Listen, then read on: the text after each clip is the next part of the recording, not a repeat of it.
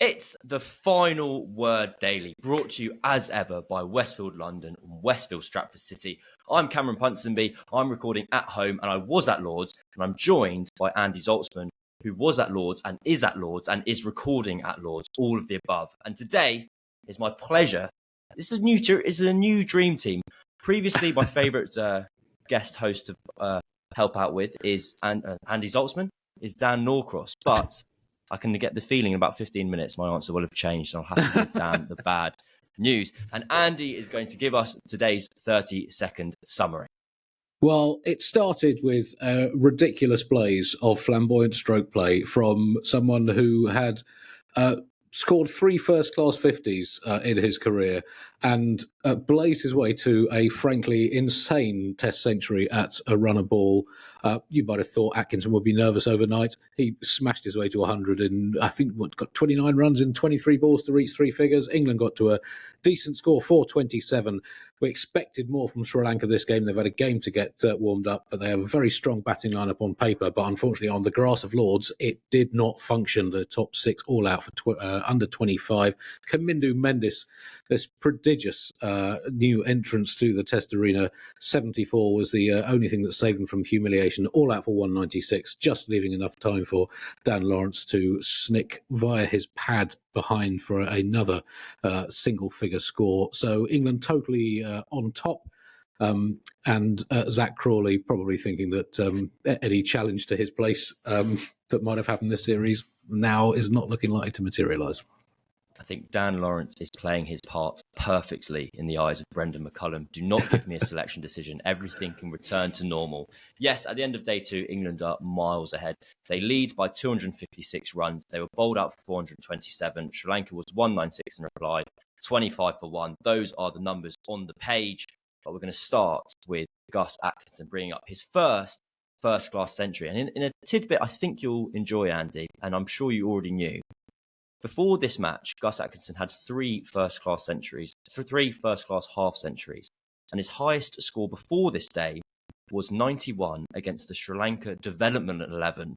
And all I can conclude is that it worked. He successfully developed against the Sri Lankan Development 11 and was able to come out 2 years later and play against, I think Madushka was playing in that match as well, and reach 3 figures. It was a remarkable start to the day where, as you said, he was on 76, 24 more to get, and you think that's actually quite a long way, especially with England 7 down. Matt Potts could get out, the ball's still quite new. And little did we know, the first 2 balls of the day go for 4. One's clipped to the leg side, the second's punched through the covers, and he's given out on field LBW, and kind of the dream is over. But then Atkinson chucks it upstairs, is able to have the decision overturned, and he continues. And he's basically brought up his century within about 20 minutes of the start of play when you thought it could really drag on. And the moment where he's brought up 3 figures, he's driven straight down the ground. It's gone for 4, and there's this wonderful moment. I actually snuck downstairs to go on. Underneath the Lord's Media Centre, there is the camera gantry, which is where shock horror, the cameras are placed to film. And it was a really cool and just nice place to watch it. And you kind of saw the view of him running away from you with his arms in the air with the pavilion in the background. And you thought, this is just brilliant. And, well, I'm sure you've seen many a century. How did it go down in your surprising centuries list in terms of number 8s who come out and out of nowhere decide that actually I'm quite good at batting and I'm going to be England's new all-rounder for the next 20 years? Yeah, I mean, I guess you think of Stuart Broad's century at 9, 169 against Pakistan in a much overshadowed match. But Broad had scored a number of Test 50s before that and was established as a high-class, lower-order player. Atkinson, this early in his Test career, had a few promising-looking 20s, but I don't think anyone would have expected that to suddenly materialise into 118 off 115 balls. One of my TMS colleagues at one point said he was batting like Bradman. That was not true because he hit 4 sixes, and Bradman, I think, only hit 6 in his entire Test career.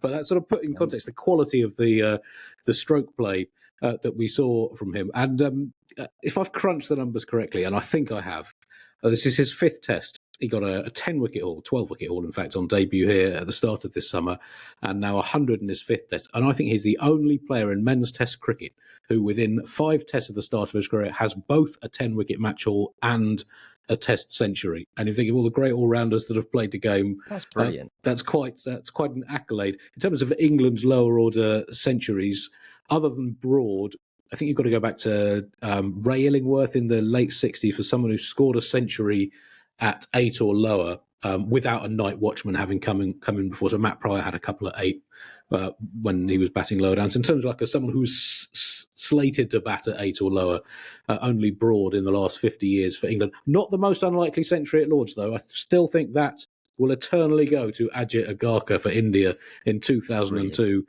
who walked to the crease with a Test batting average of something like 6.5 from quite a few Test matches and flayed 100 in defeat, admittedly. So it's right up there in terms of I don't know, shock 100 is not quite right, but just something that has come out of the blue. And before this season, Atkinson had one fifer for Surrey and no centuries. And, had decent numbers other than that. But to come and get 2 fifers on debut and then a century in his second Lord's Test, it is just maybe Test cricket's just easier than all other cricket in the world. I don't know. I think that's the only logical Or maybe conclusion. There's something about Gus Atkinson that the lower the level of cricket gets, the worse he gets. And if he were to come and play for my village in the West Kent Village League, the second 11 down in Division 6, he'd be, getting out for naught and getting naught for 80. Who knows? Andy, you've teed me up wonderfully here, and a story the listeners of The Final Word have heard a million times, and anyone who will listen to me has heard, but I don't think I've had the chance to tell you before, is me and Gus Atkinson did cross paths in the Spencer third 11, where he got a duck and none for. So you're completely correct. There we go. The Spencer third 11, highest standard of cricket going. Just a quick one. Gus Atkinson, after 5 Test matches, currently averages 36 with the bat and 19 with the ball. So he's the best player of all time. Right. Sri Lanka, again, this series it's playing the way people perhaps expect it in terms of the results and England kind of being on the front foot. It's not playing out in the way that we expected in terms of, it was meant to be Sri Lanka were going to score 400 and England got 500, and eventually kind of the stronger England bowling attack would be better than the Sri Lankan bowling attack, and Sri Lanka had great batters and they were going to score runs. Another top order collapse. Sri Lanka collapsed to 86 for 7 and 118, 86 for 6 and 118 for 7. Was this particularly fantastic bowling? I felt personally that England would occasionally do something very good and earn a wicket, and occasionally do something nothingy, and Sri Lanka would kind of just toss it away. The wickets were shared between Chris Woakes, Gus Atkinson, Ollie Stone and Matt Potts. All 4 seamers got 2 wickets.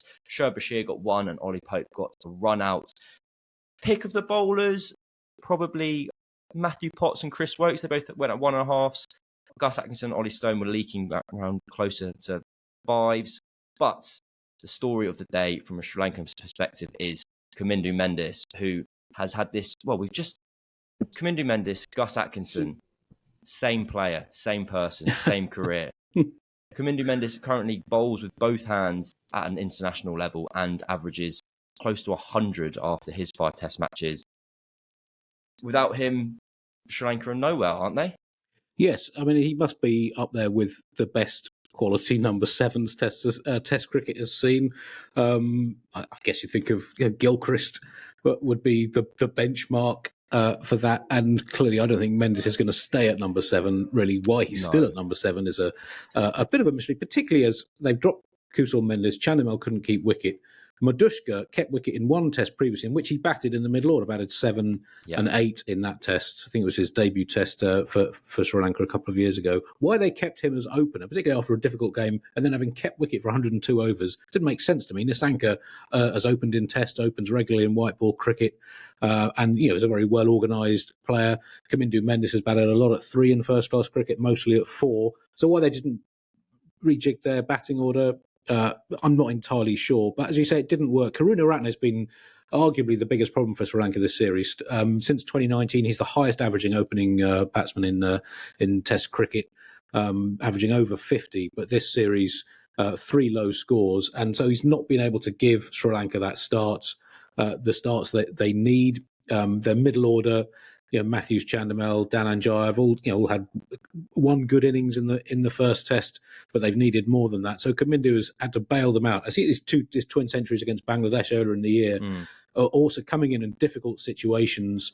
For a young player to play that well in constantly tricky match situations for his team is extraordinary. He looks a sort of complete player. He's got rock solid defence, seems to have good judgment, and was only out the last wicket to fall when he was trying to hit some quick runs. Beautiful to watch. Very kind of classical left-hander, pure timing. So I mean, he's been one of the highlights of the summer for me. Definitely, it's been you see young players emerge on the scene, and you sort of hope they live up to expectations. And so far in this series, he has been the primary shining light, and no one else reached 25. He's made 74. And top scored in the last two innings, and I think we were hoping this would be a competitive series because of the strength of Sri Lanka's batting. Obviously, they've come here without much warm up, so despite that experience, in fact, they haven't played a test in England since 2016. They haven't lived up to how good they look on paper so far, and I guess they've got 3 innings to rectify that. Otherwise, it may be another series whitewash. I can absolutely imagine the kind of side mouth conversations in the England dressing rooms of going like. And just quickly on that, Atkinson's bowling. Didn't think he was particularly good today by the standards he's set so far in his career. But the 9th innings in a row in which he's taken 2 or more wickets. Only 10 players in the history of men's Test cricket have taken 2 or more in their first 9 or more innings. Leading the way, Ken Higgs, whose first 15 innings had at least 2 wickets in for England in the 1960s. So it's a pretty illustrious list. The last pace bowler on that list was Brett Lee, who debuted in December 1999. So I mean, just the stats he is generating quite extraordinary. Absurd. I saw your clip of you previously talking about kind of Atkinson's record here. And I was seeing today, after he got his first wicket, I think he conceded about 14 runs in the following 5 balls. And I went, it's not going brilliantly for him today. And I checked the scorecard once Sri Lanka all out, and he's still taken 2 for 40. He's still averaging 20 from this innings. It's a remarkable start to his career.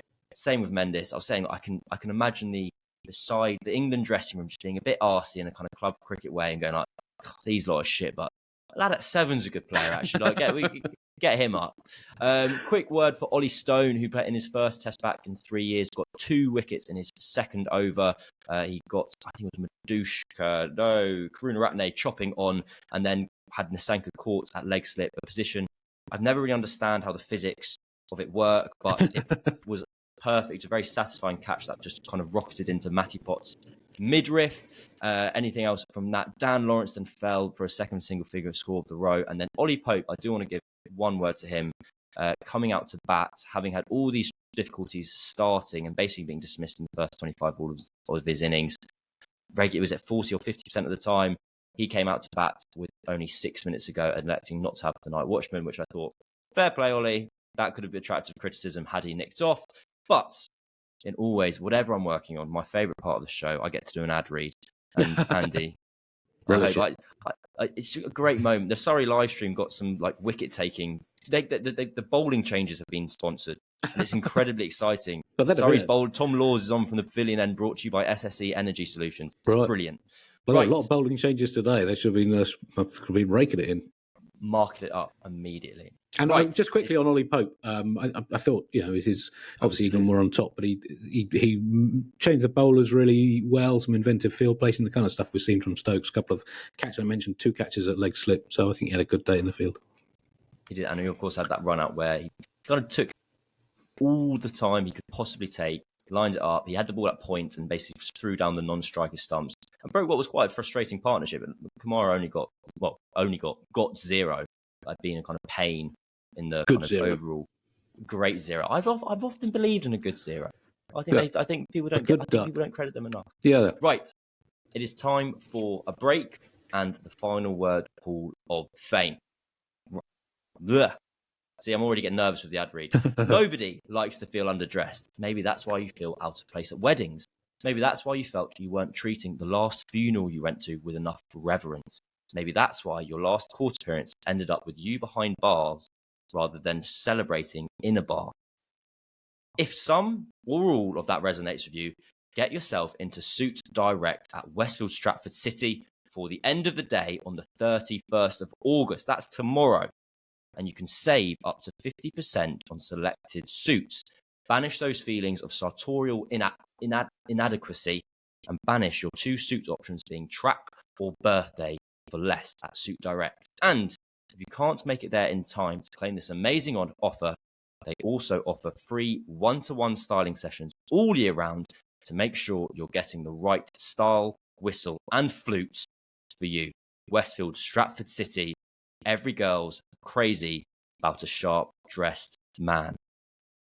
How exciting. Right. I think we're going to do just the one Hall of Fame from me today, and I'm going to give it as a little joint accolade to Gus Atkinson for in his 5th century. If you want to go as well, I'm so excited. Happy to go. Yep.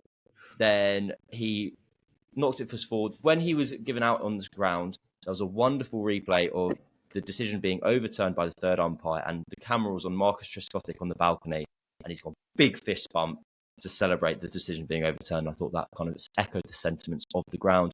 And also, Lords, the MCC, have put out a really lovely clip of Atkinson's dad celebrating kind of in the boxes and watching on. And what's really peculiar is at first you just think it's a video of the family celebrating or the dad celebrating. And actually, he's perched up next to Stephen Fry and Mark Nicholas. So you get these kind of weird entrances to the video of Stephen Fry giving him a hug and then Mark Nicholas giving him a hug. And it was described as a bit of an Easter egg by one of my friends. So I enjoyed that very much.